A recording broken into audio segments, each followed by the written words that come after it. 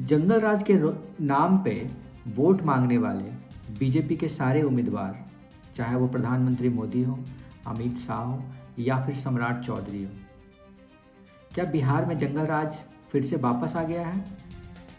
क्योंकि अगर आप बोलते हो लालू प्रसाद यादव के टाइम में जंगल राज है, तो आपके टाइम में क्या है? जंगल राज खत्म हो गया या फिर जंगल राज वापस आ गया? जिस तरीके से बिहार के नालंदा की जो घटना है, उससे तो यही साबित होता है कि मनचले की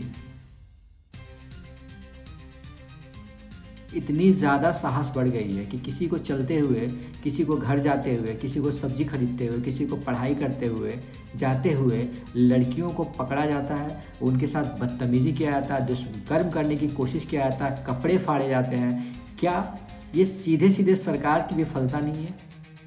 क्या प्रशासन की सीधे सीधे इसमें विफलता नहीं है? आखिर पुलिस प्रशासन होती किस लिए है? क्या सिर्फ आप पैसे कमाने के लिए होते हो?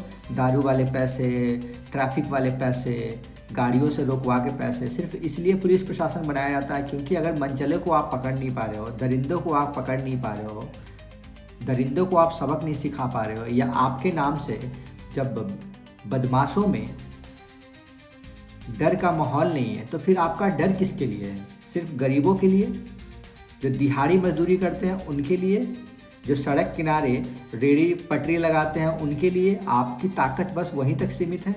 सरकार की ताकत बस वहीं तक सीमित है? जो सब्जी बेच रहा है, कोई समोसे तल रहा है, उसके लिए तो आप अपनी ताकत इसी पे लगाते हो? क्योंकि जिस हिसाब से 25 वर्षीय लड़की के साथ किया गया, उसके कपड़े फाड़े गए, उसके साथ दुष्कर्म करने की कोशिश किया गया, उसका वीडियो बनाया गया, वीडियो बना के वायरल किया गया, वीडियो बनाया गया, बना के वायरल किया गया।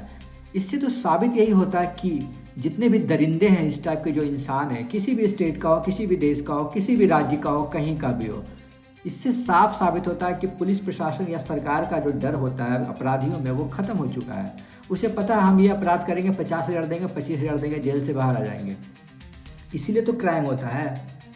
क्राइम अगर हो रहा है, अगर दरिंदों में अगर डर का माहौल नहीं है, तो इसका सीधे सीधा रीज़न यही है कि आपके खिलाफ डर नहीं है। आपको पता है आप पकड़ के ले जाओगे थाना में, फिर 2 दिन के बाद मुझे छोड़ोगे, इससे ज़्यादा आप क्या करोगे? आपको बता दूं, जितने भी जो बीजेपी के कार्यकर्ता हैं, जितने भी बीजेपी के नेता हैं, ये जो वोट लेते हैं जंगल राज के नाम पे, अब ये जंगल राज कहाँ गया? जंगल राज कहाँ गया? अगर किसी लड़की के साथ ऐसे हो रहा है, आप दुहाई देते हो, लड़कियों को उठा लिया जाता था, जंगल राज में ये होता था, वो होता था। आप हमेशा पीछे चीज़ों को याद क्यों करते हो? आप प्रेजेंट में काम करो ना, आने वाले टाइम के लिए, भविष्य के लिए काम करो ना। अब उन्होंने जितना करना था, जितना डुबाना था, लालू प्रसाद यादव ने डुबा दिया। मान लिया कि आपके नज़र में उन्होंने डुबा दिया, तो आप उसको आगे बढ़ाने का काम करो ना। आपको सरकार चुनी है ना, इसलिए लाई गई सरकार, आपको इसलिए लाया है कि आप उनसे बेहतर हो, इसलिए आपको चुना गया है। तो आपका तो अच्छा काम करना बनता था ना, या बनता है ना। लेकिन मैं देख रहा हूँ कि बिहार की जो हालत है पुलिस प्रशासन की, या बिहार में जो सरकार की हालत है, बस गरीबों पे तलवार चला रहे हैं, कभी बुलडोजर चला रहे हैं, कभी दारू के नाम पे पकड़ रहे हैं। बिहार में अगर दारू बंद है तो इतने सारे लोगों की मौत क्यों हो रही है दारू पीने से? इतने सारे लोग दारू कैसे चुला रहे हैं? मैं ग्रामीण एरिया से बिलोंग करता हूँ बिहार में, मैं देखता हूँ वहाँ अभी भी दारू चुल रहे हैं। पुलिस प्रशासन पैसे लेके दारू चुलवा रही है। अगर वो चुला नहीं रहे हैं दारू बना नहीं रहे हैं, तो फिर दोबारा अगर वो पकड़ाते, एक बार पकड़ाते हैं, फिर दोबारा वो क्यों बनाने लगते हैं?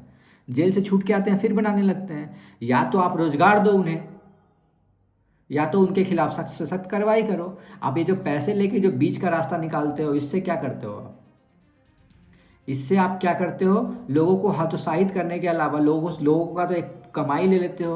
अब आप 50,000 रुपया लिए, अब 50,000 वो कर्जा ला के दिया, 50,000 का उगाही करेगा ना किसी तरीके से गलत काम का करके ही।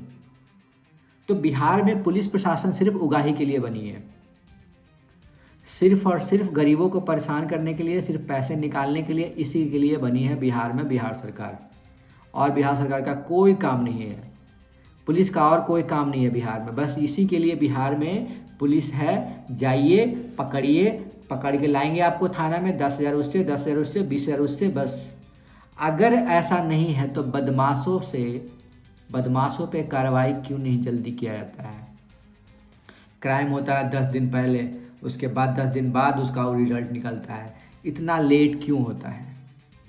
पुलिस प्रशासन के पास चप्पा चप्पा का खबर होता है बदमाशों के बारे में, फिर भी किसी भी स्टेट का आप देख लो मामला उठा के, लड़की का मामला कितना संजीदगी होता है, कितना ज़्यादा मतलब उस लड़की के साथ कितना खौफ होता होगा, कितना मतलब उसको जीवन भर का कितना टॉर्चर होता होगा, कितना सदमा में जीती होगी, फिर भी सरकार इस चीज़ को समझती नहीं है, एकदम संजीदगी से नहीं लेती है, मतलब सोचती नहीं है कुछ भी।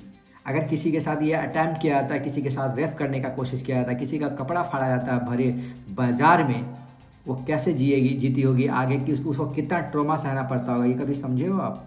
लेकिन सरकार फिर भी इन सब चीज़ों को नज़रअंदाज करती है, हिंदू मुस्लिम के नाम पे बस वोट लेती है, जंगल राज के नाम पे वोट लेती है, और रेपिस्ट छूट जाता है, बदमाश छूट जाता है। बीजेपी के कार्यकाल में जितना ज़्यादा रेपिस्ट को संरक्षण दिया गया उतना ज़्यादा कभी नहीं संरक्षण दिया गया है। सिर्फ आप बातें करते हो, बेटी बचाओ बेटी पढ़ाओ, ये करो फलना करो फलना करो, फिर भी आप इतने ज़्यादा संरक्षण देते हो। बीजेपी के जितने भी नेता हैं, मैक्सिमम नेता रेपिस्ट हैं। कोई किसी जब हमारा देश का प्रधानमंत्री का नाम एप्स्टीन फाइल में है, तो हम छोटे छोटे तुझ पढ़ने नेता का क्या करें?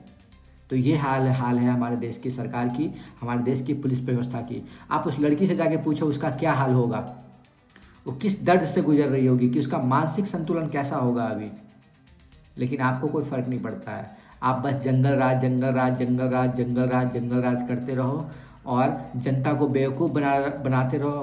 मुझे तो सरकार से ज़्यादा नाराज़गी इन लोगों से है जो वोट देते हैं ऐसे ऐसे लोगों को। मैं ये नहीं कह रहा हूँ कि बीजेपी खराब है, कांग्रेस खराब है, बट सत्ता अगर कोई काम नहीं करती, अगर कोई आपको संरक्षण नहीं दे सकता, उसको हटा के फेंको आप। जो आपके लिए काम करता है उसको दो। कोई ज़रूरी है कि हम किसी को पसंद करते हैं? हमें बच्चों का भविष्य चाहिए, हमें लड़कियों की सेफ्टी चाहिए, माता बहनों की सेफ्टी चाहिए, हमें एजुकेशन चाहिए, हमें रोज़गार चाहिए, हमें हिंदू मुस्लिम नहीं चाहिए। आप ना हिंदू को भगा सकते हो ना मुस्लिम को भगा सकते हो। सरकारें आई गई, किसने भगा दिया मुसलमान को? किसी ने भगा के दिखाया अभी तक? फिर आप हिंदू राष्ट्र की बातें क्यों करते हो? आप भगा सकते हो?